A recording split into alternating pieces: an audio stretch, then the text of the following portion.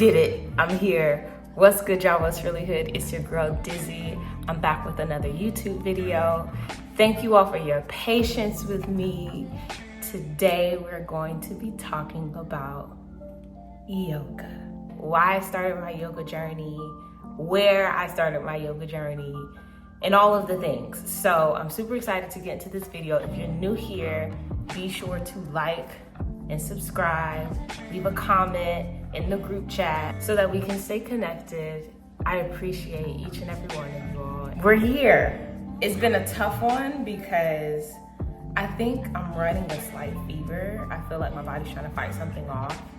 I'm so jet lagged. I just made it to Miami a couple of days ago, and I'm all over the place. Like, my sleep schedule is all over the place. I almost didn't make this video, but I'm excited to make this video today. I don't have a ring light. I'm like Jimmy rigged over here in a corner at my mom's because I am committed to keeping the first agreement, which is be impeccable with your word. So y'all gonna get this video. Let's get into it. I got some questions in the group chat, so I wanna plug those in really quick before we get into the video. Yeah, let's check the group chat real quick. The first question in the chat is, how often do you do yoga? Right now, my practice is that I'm doing yoga, the asana, which is a physical movement of yoga, about 3 times a week. And that may change as my body changes, as my schedule changes. But right now, 3 times a week, I have my self-practice, and then I also teach. The second question is, at what age did you start yoga? I took my first yoga class at age 19. I was in college, and that's really when I started to realize, like, hey, there's something here. But I have to say, I was told not to take yoga. They told me, don't take it. Who is they? People at church. They told me, don't take yoga. We don't do yoga. And I'm like, what? But when I took my first yoga class, that was the first time that my mind was not racing uncontrollably, that I felt in my body, that I felt strong. And so I had to do some exploring. I had to figure that out because I'm like, you're telling me not to do this, but it is helping me. All these planes. This is not sponsored, but this stuff right here, the yerba mates, fire. Gives me the right amount of energy, right when I need. Third question is, I'm so tight. How do I start yoga? Where do I begin? How do I get into my body? Quick answer for that is you just start. Literally, it's just a matter of making your way to your mat. So often we'll talk ourselves out of, oh, well, I'm not that flexible, or I can't do this, or I don't look like this person.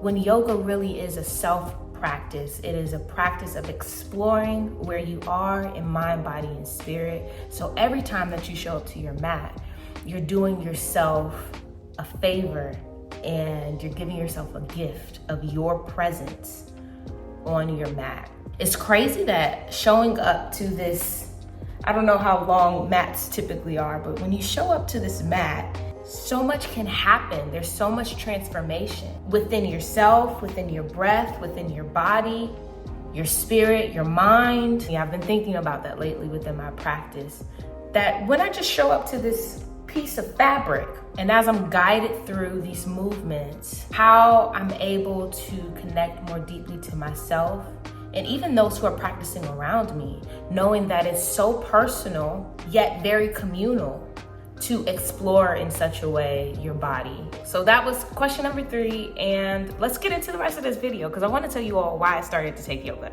As I mentioned earlier in the video, I got my certification from the Tree Yoga Cooperative in Los Angeles, California, in South Central. It's a BIPOC-owned yoga studio, and the best training, the most transformative process that I have ever been immersed in. This is definitely an immersive training. Got my 200 hours from the Tree Yoga Cooperative, and it was the best thing that I could have done for myself, because at the point when I decided to train. I had been doing yoga throughout college, after college, taking classes here and there. The writers just got off a strike. The actors were on strike. I happened to just run into a friend of mine at an event, and she's like, yeah, I just came from training. I'm trained to be a yoga teacher. And she told me about the tree. So I'm sitting there in my living room at the time, praying and fasting, trying to figure out, God, like, where do you want me to go? What do you want me to do with my life? And I was reminded of a conversation that I had with my therapist about creating content, about wellness. All of these little bits and pieces that God was dropping along the way, they started to make sense. My mom kept buying me content creation things, you know, selfie sticks and ring lights and the mics, and I'm like, okay. She's like, you just need to keep the camera on. You just need to start making content. Then my dad gave me this little dice foam die thing that had different poses, yoga poses. Random, he just was like, oh, I saw this in the store and I thought of you. Then I was going to go get some food, ran into the friend who told me about the tree. And then there were several people who was like, what are you gonna do with your life? What are you doing? Why aren't you acting? Why aren't you, what, da, da, da, da, da, da. Even before that, my doctor was like, you are extremely stressed. At the time, I was having issues with my thyroid. She's like, you need to do better. At this rate, you're gonna run yourself dry. She was like, I don't want you to be on drugs. I don't want you to be on medication to help you sleep. You need to figure this out. I suggest you start taking yoga. I had also dealt with a lot of death in a short period of time. Life just became increasingly overwhelming for me. At that point, I'm sitting in my living room, and it was like God had been giving me these signs this whole time. I looked it up, I applied for the scholarship. I didn't get the scholarship, and I needed it so bad. I didn't have money to do it. I did not have the money. I remember in my interview, one of the instructors said, what would you do if you didn't get the scholarship? And at the time, I put my deposit down. I said, I'm gonna do it anyway because I said I was going to. I did, and it was the best decision that I could have made for myself.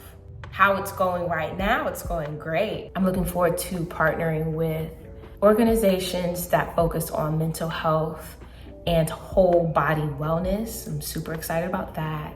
I am officially launching Heal with Dizzie, which is a holistic intervention consulting practice where myself and some incredible Black and brown healers are coming together to offer services and support. So I'll be taking private clients and doing corporate events and just doing the things. Like, I'm so excited to be in this wellness space. I've got so many wonderful things planned.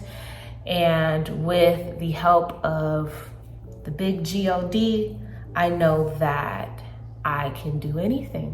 When I commit my plans to the Lord and all my ways acknowledge Him, He's going to direct my path. And He hasn't let me astray yet. God has been guiding my path step by step. And it's been like, as soon as I put my foot down, then God's like, okay, cool, boom, we're in place. It's not something where I can see what's gonna happen in the next 2 weeks or a month. And maybe at one point in my life, I have been able to feel a little bit more comfortable. There's definitely some fire under my behind to show up and to really let my light shine. My favorite poem is by Marianne Williamson, Our Deepest Fear. Our deepest fear is not that we are inadequate. Our deepest fear is that we are powerful beyond measure. It's our light, not our darkness, that frightens us most. Just the beginning of the poem. It's an incredible poem. If you have not read it, it's a mantra, okay? It is something that you should remind yourself of every single day, that as you let your own light shine, you unconsciously give others the permission to do the same. As you're liberated from your own fears, your presence automatically liberates others. This is a journey. This is a wellness journey, and mind, body, and spirit showing up as authentically as you can, as honestly as you can, learning the balance of being mindful and open, but also conscious of your surroundings. It's like, what is it, like Tai Chi? Like, you know? My intention with these videos is to empower you all, you as an individual, to have your own experience, your own relationship with God, and trusting your discernment, not just being a sheep, but really being a leader in this life, in your life. So I hope that you took something away from this video. Make sure that you're following each one of these. Like, comment, and subscribe. Share with somebody who maybe you want to do this journey with, your accountability partner. If it resonated with you, share it with somebody that you love. It is my honor and my pleasure to show up with a fever, in sickness, and in health. I love you all so much. Until next time, Ashe, and so it is. Shalom, shalom, and perfect peace. Amen. All right, y'all. Peace out.